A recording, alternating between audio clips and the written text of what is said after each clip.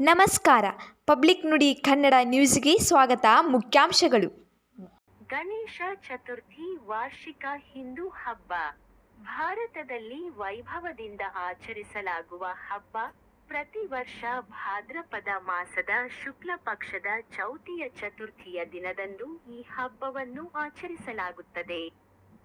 ಈ ಹಬ್ಬದಲ್ಲಿ ಗಣಪತಿಯನ್ನು ಪೂಜಿಸಲಾಗುತ್ತದೆ. ಬೆಳ್ಳಿ ಅಥವಾ ಮಣ್ಣಿನಿಂದ ಮಾಡಿದ ಗಣಪತಿ ಮೂರ್ತಿಯನ್ನು ಪ್ರತ್ಯೇಕವಾಗಿ ಪೂಜಿಸಿ ಇದನ್ನು ಪ್ರತಿಜ್ಞೆಯಾಗಿ ಆಚರಿಸಲಾಗುತ್ತದೆ. ಹಬ್ಬದ ದಿನ ಗಣೇಶನಿಗೆ ಮೋದಕ ಕಡುಬು ಎಂಬ ಸಿಹಿ ತಿಂಡಿ ಮಾಡಿ ನೈವೇದ್ಯ ಮಾಡುತ್ತಾರೆ.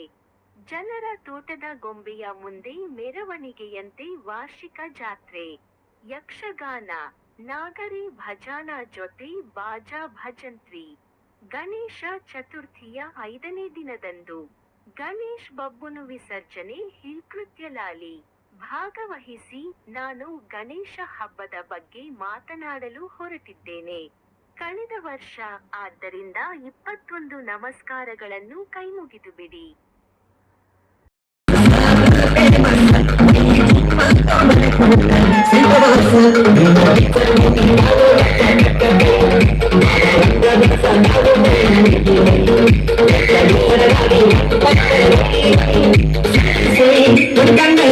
Say,